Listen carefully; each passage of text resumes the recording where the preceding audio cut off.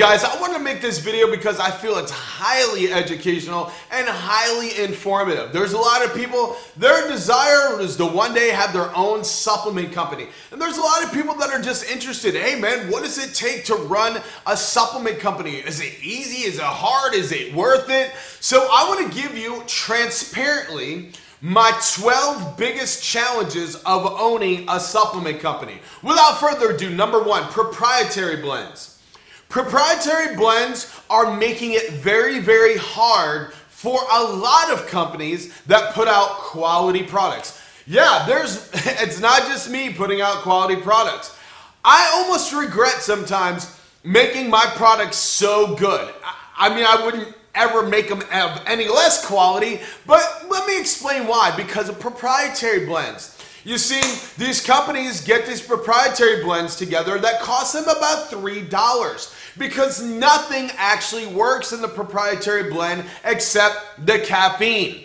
So they hire these athletes, these big name athletes, and people love to buy from their favorite athlete, which is fine. It's okay. I totally get it.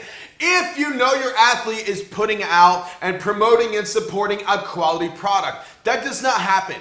So you go to a lot of these expos and these companies have these massive booths and everyone's talking about them. They got these great athletes.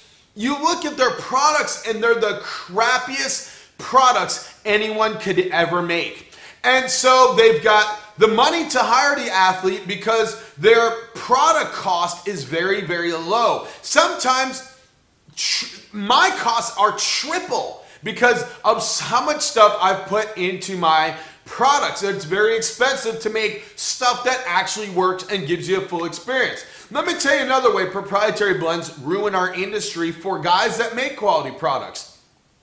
They go to retail stores, okay? I sell my I sell my products in a lot of stores, right? A lot of stores carry my stuff. Thank God for that. But a lot of these retail stores, they love the proprietary blends. Now, I get it. You got to pay your bills. You got to do what works. I get it. These retail stores are able to buy these proprietary blends at such a low cost because it hardly costs these companies anything to make these products. And so when I call and I'm like, hey man, I got a quality product that sells itself. Look at everything that's in there. Like, oh great, how much is it gonna cost me? Enough of the quality talk. Not every store is like that, but there are a good amount of stores that are like that. They don't care about the quality, man. How much does it cost them to buy that bottle? And so I give them my cost, which is higher than some because I put so much in there and it costs a lot of money to make. And like, no, I'm not interested. I got XYZ supplements selling real well. And I'm like, dude, that's a dirty blend and nothing works. And I've had a store tell me, well, I don't care. I don't care. It's cheap. You know what I mean? So proprietary blends are my number one biggest challenge. My second biggest challenge would be uneducated customers. Now, it's not their fault. A lot of customers, they don't know a lot about supplements. And the people that sell supplements aren't going to really teach them a lot about supplements in a lot of cases. Because why? They want to sell them what they're going to make the most margins on. So customers have a hard time deciphering between what's a good product and what's a crappy product that has their favorite athlete's face on it. And so I have a hard time because it takes a lot of my time and it takes a lot of my bandwidth and vitality, if you will, my company vitality, educating people. And I find myself educating where it shouldn't really be like that. Customers should know, hey, listen, man, obviously I'm spending $30 on a proprietary blend.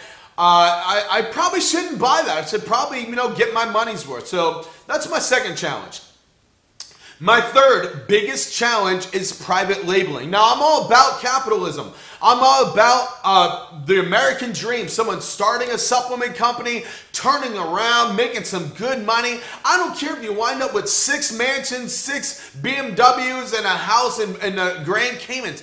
I love it. It's the American dream. I'm against communism, and I'm definitely not about socialism. So the problem is everybody and their grandma owns a supplement company now, and I'll tell you why. A lot of private label companies, and they've got to pay their bills too, I understand. Private label companies are able to offer very low minimums, like 280 bottles. I'm sure some of them are even lower. Hey, listen, you can start a supplement company for $2,000 and have 3 different SKUs. Problem is, you're getting the same formula as the last 10 companies they sold it to, and you're getting a boring label, and you're getting a cheap product, and it's costing a lot. That's the payoff. If you order small minimums, you're going to pay a ton of money for your supplement line. Well, the problem for guys like me and other guys, and it's soon going to be just everyone in general, and a lot of people are talking about how private labeling is causing so many supplement lines. Every other day there's a new supplement line arising because of private labeling. And what happens is that I call stores, or my team calls stores, or a distributor calls stores, and like, hey, we got this supplement line called SPAZMATIC supplements. And these guys are pissed. Listen, man, this is the 100th phone call I've gotten today. Everyone's got a supplement line. I don't know what to pick up, what not to pick up, what's selling, what's not selling. And just the market right now with the supplement industry is highly saturated because of private labeling, and it makes it very difficult to find ways to stand out amongst the competition. Competition is good. It's the American way. Number 4, my 4th challenge is athletes. Now, a lot of people in their business model, when you own a supplement line, you hire athletes. Everyone does it. The problem is you spend a lot of money on these athletes. Some of these athletes are getting cash. Some are getting supplements. Some are getting both. Some are getting a commission structure. And a lot of these athletes, I hate to say, man, some do a great job. A lot of athletes, they're not putting in what they've been compensated to do. Okay, they're not making the right amount of posts. They're making a few stories which go away after a day when you've told them, listen, I just want you making posts. And a lot of the athletes just are again, they're just not doing what they're supposed to be doing. Number 5, net terms. This is a big deal in our industry. A lot of distributors, a lot of stores want net terms. That means you're going to buy all this product that's going to cost you maybe about, let's just say hypothetically, $10,000. You call a distributor up and he's like, yeah, I want to pick your product line up. We're going to distribute it all over the world. And you're like, dude, this is the best news. We finally made it. We have arrived. Well, they're like, listen, yeah, we'll pick it up, but we need net 60 terms. So literally, you're not getting paid for 2 months. Some distributors, in my experience, are late. So it may be over 60 days, over 2 months before you even see a penny. It's very, very difficult to conduct business like that. If you own a supplement company, you're going to find a lot of international accounts want net terms. You've got to trust them, and you've got to appropriate your funds properly to make sure you're not going to go under as a business because you're not getting paid. You've tied up your inventory and your capital. Number 6, advertising costs. Now understand advertising. Okay, I've been in advertising for a long time. I've been the director of sales and advertising for companies. I've worked for advertising agencies. I know a lot about advertising. It's been a big blessing that I have a great understanding of marketing and advertising. But I get it. It's all about ROI. How much you put in and how much you get, right? Well, here's the thing. If you're selling a $6,000 marketing course, you're going to teach somebody how to do marketing, how to run someone's social media for their company, and your profit's like $3,000 on it, right? It's worth a lot of these clicks because you make a lot of your money back. Well, if you have to advertise on Amazon and advertise on Google AdWords and advertise on this avenue and this avenue and this avenue, and it costs a lot of money to advertise.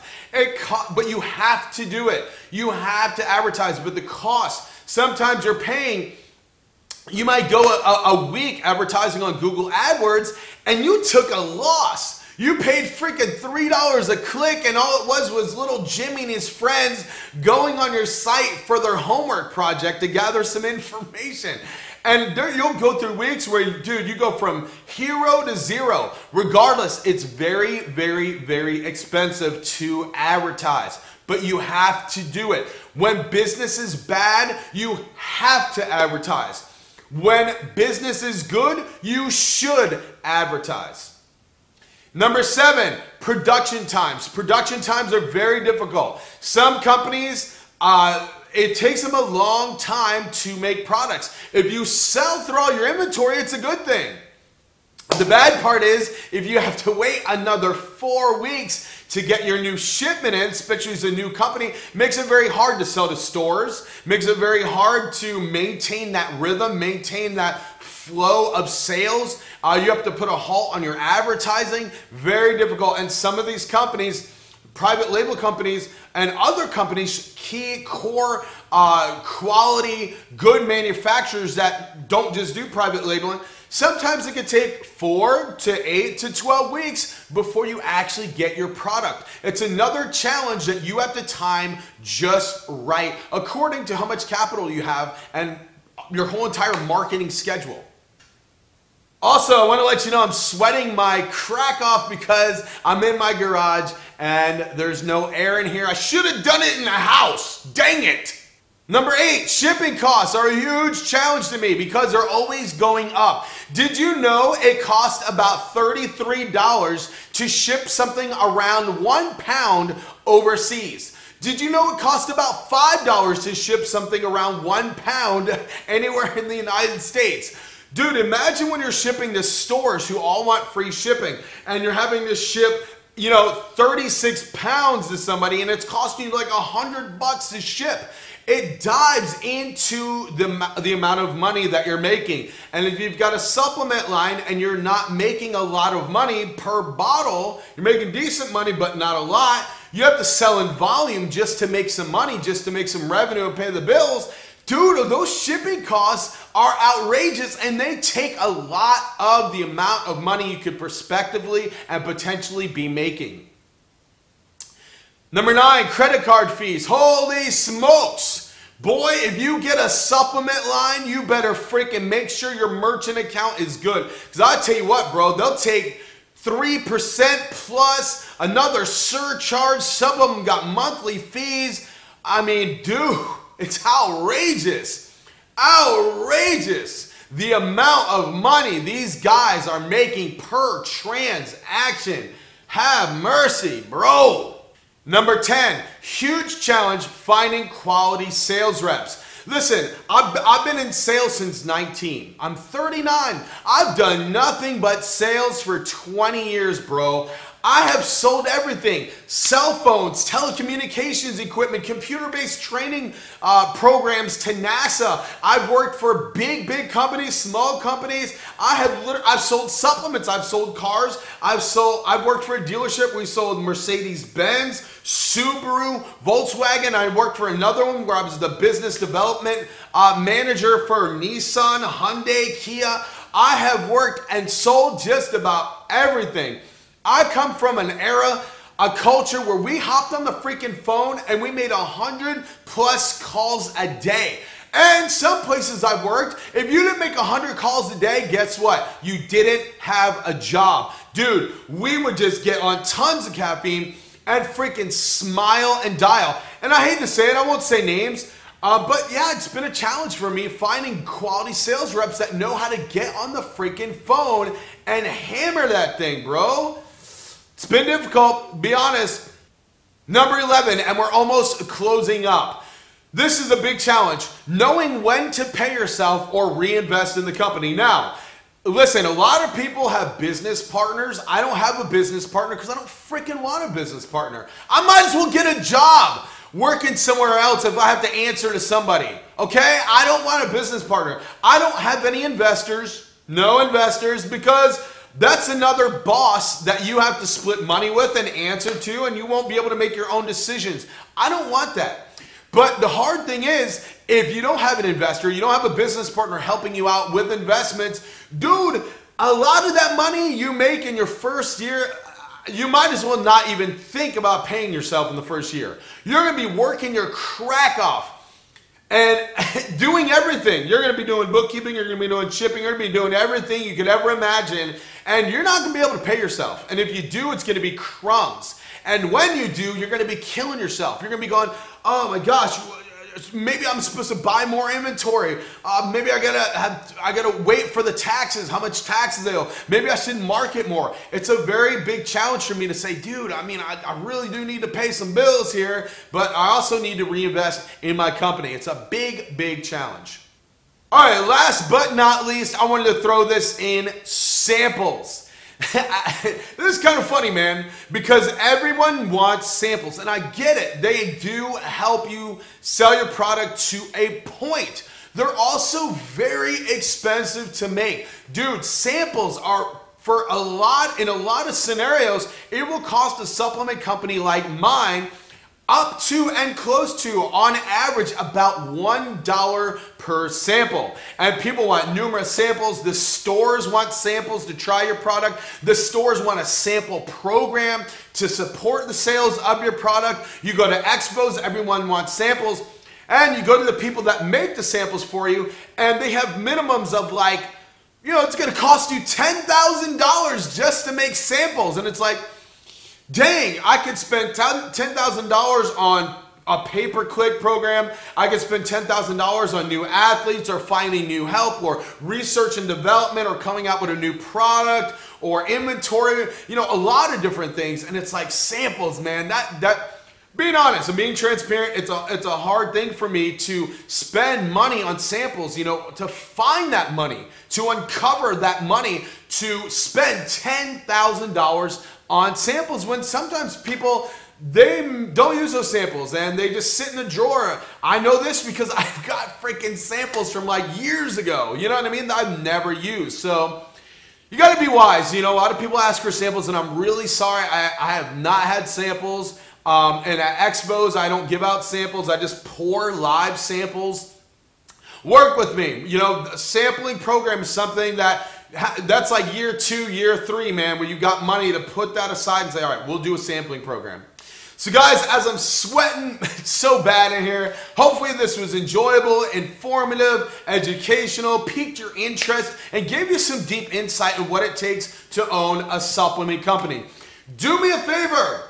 Don't forget to subscribe, and please order some SPAZMATIC pre-workout and support your boy. That's all I got, guys.